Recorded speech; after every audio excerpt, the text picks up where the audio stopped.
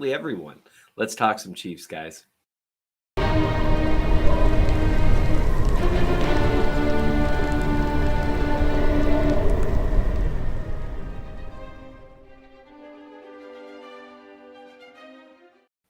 Welcome to Mondays with Chief of the North, or Tuesday or Wednesday, depending on whenever you're watching it. I am Seth Kaiser, the Chief of the North, and I am back from a long vacation, well, a 5-day vacation in sunny Florida, which I decided to take the week of the draft. One could say that was terrible decision-making, or one could say it was awesome decision-making. I appreciate you guys letting me take a little time away. I saw Ryan and Gary and Dan, just the entire crew just crushing it, including, Ryan and Dan they live streamed the entire draft. I kept saying no. They kept doing terrific. They did a terrific job. I had a wonderful time sitting by the beach or on the beach or in the ocean with my lovely wife, Jazz. Thank you guys for your patience. And in the meantime, the Chiefs had a draft. Well, so did the entire NFL. But, of course, for our purposes, we're going to be focusing on what the Chiefs did. And I have a few thoughts on the Chiefs' entire draft as I sit here and I look at it. On one hand, and then I'm going to look at the draft from kind of 10,000 feet in the air, and then I'm going to focus on their first 2 draft picks today. And then later on this week, we'll be doing the mailbag. I've already written about, and I want to make sure I get this correct here, Felix Anudike-Uzomah. See, I'm looking it up this time, people. Anudike-Uzomah. Felix Anudike-Uzomah. So I've looked at his film. I've looked at Rashee Rice's film, and I've got some thoughts on both of them. I'm going to talk about them as I continue to go through film reviews at the Chief of the North newsletter. Like I said, I've currently already got we call him FAU as well, depending on how you want to do it. I've got his up. I've got Rashee Rice's up. If you want to go check that out at minnesotachiefsfan.substack.com or bit.ly/Seth really hates money. Those are the 2 that I've really been able to review so far. And so I'm going to talk about them today after I talk a little bit about the draft from kind of a 10,000 feet in the air perspective. And then as we move forward, we'll do the mailbag later this week. And then next Monday, I'll record something on a few of the other guys once I get a chance to look at their film. I'm actually trying to track down Wanya Morris's film right now as we speak. My usual channels don't have have as much of Oklahoma's film as I would like, but we'll track it down. We'll get there. So from 10,000 feet in the air, as I look at the draft, something that's interesting to me is that the Chiefs kind of went the direction that a lot of people thought they would in terms of where they had weak spots on their roster. Prior to the draft, everyone said, well, where were the weak spots on the Chiefs roster? Where are the places that they need to fill in some talent? And in some order, you would have said wide receiver, defensive line, particularly edge, and offensive tackle. And their first 3 picks, FAU is an edge rusher, Rashee Rice is a wide receiver, and Morris is an offensive tackle. And then after that, you saw they took a couple of corners or maybe safeties in Chamari Connor. And then, of course, in the 7th round, they picked up Nick Jones. They traded up several times, so they actually ended up making, let's just double check here, 1, 2, 3, 4, 5, 6, 7, 8 picks. I believe initially they had 11 or 12 in this draft. And so that's the kind of thing I should really check before I say it. But 11, 12, more or less. It was either a dozen or a baker's dozen. There's a baker's dozen 13. A baker's dozen is 13. So it was either a dozen or a little less. And they ended up trading up several times to get guys that they really liked. People have opinions on that. I really am back and forth one way or another. You're kind of throwing mud at the wall throughout a lot of the draft. And so there's a good argument to be made that you're better off throwing mud at the wall a few more extra times rather than trying to trade up to get guys that you particularly like. But they definitely knew that they needed to fill in, particularly defensive line, grabbing FAU, then grabbing B.J. Thompson, who's a developmental edge, but a guy with high upside in theory with his athleticism, and then grabbing Keandre Coburn out of Texas as a defensive tackle, who is a guy that could see the field maybe a little bit sooner because he's more of a pure nose tackle, pure run stuffer. He's a guy who might see the field sooner rather than later, but you can see them trying to fill in those bodies as they revamp the defensive line.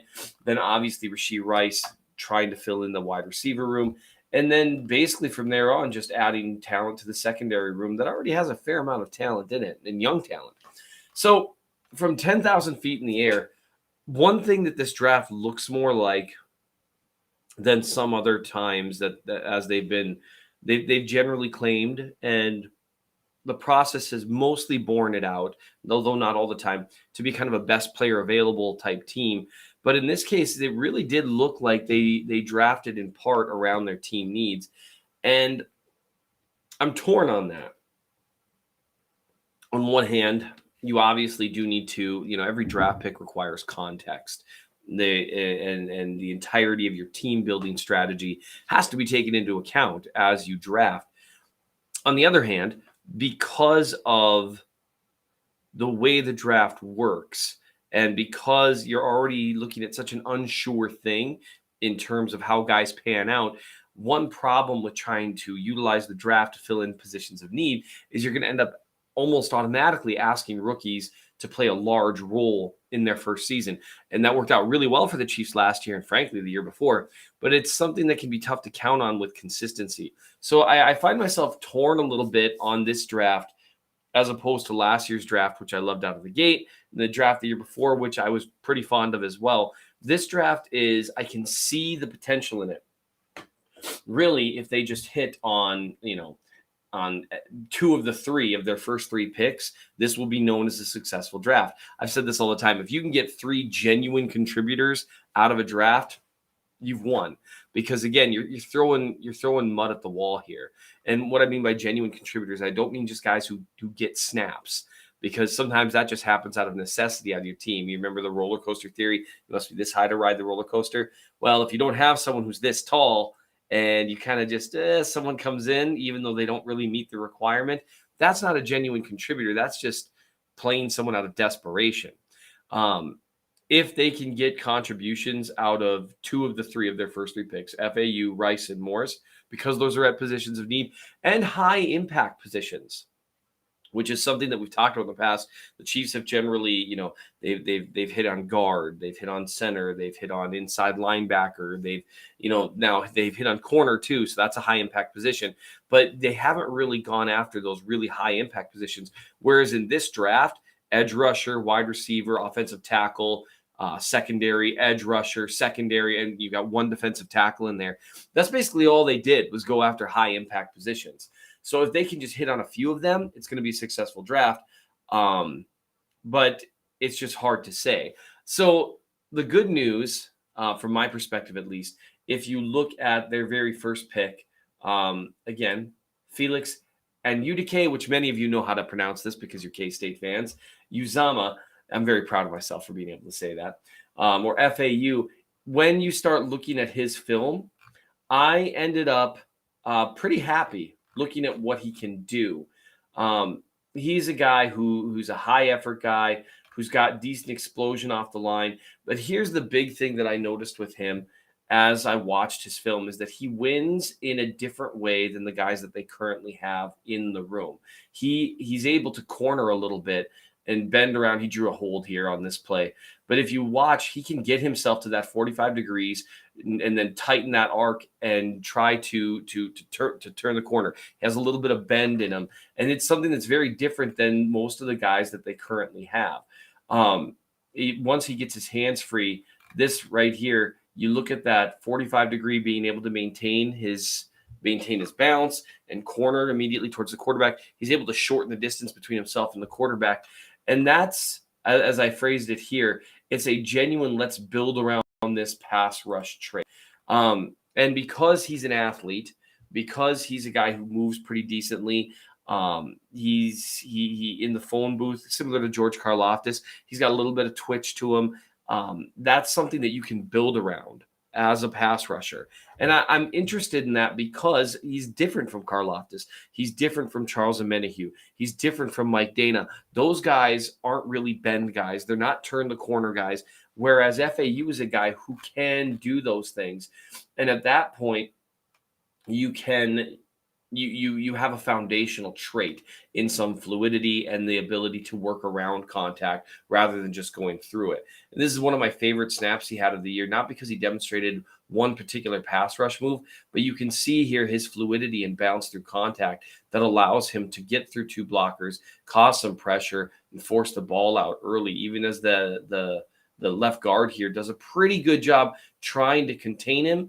But you can see the foundation there as a guy who can move through contact. I now the entire film review is up on the Chief of the North newsletter. You should go check it out because what I like about FAU is he's got decent power. He's not as powerful. It didn't show up on tape the same way it does with Karlaftis, but the way I framed it was you've got with Karlaftis, you've got a power-based guy who's more athletic than you'd think, even though he doesn't have much bend.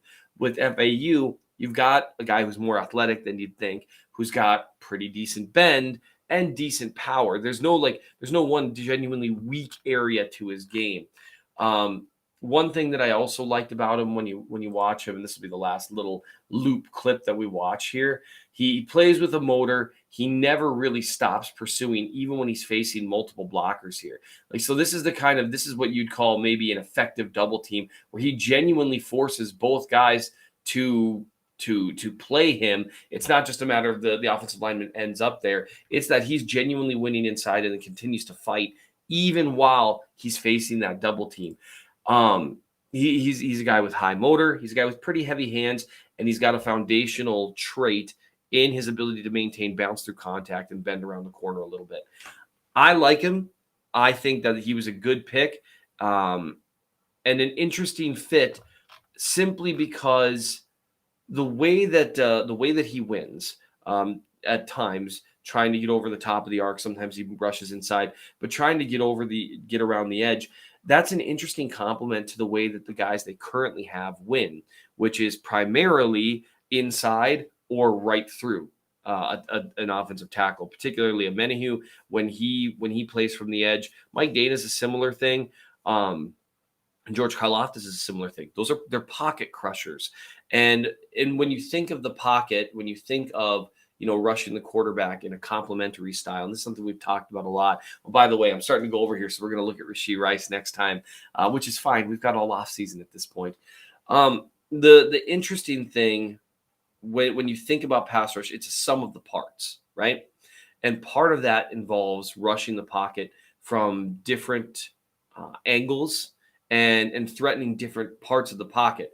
And so, if you think about where a quarterback drops back, if everyone is closing into that same spot, that provides him a place to move up. Oh, and he's away from both guys.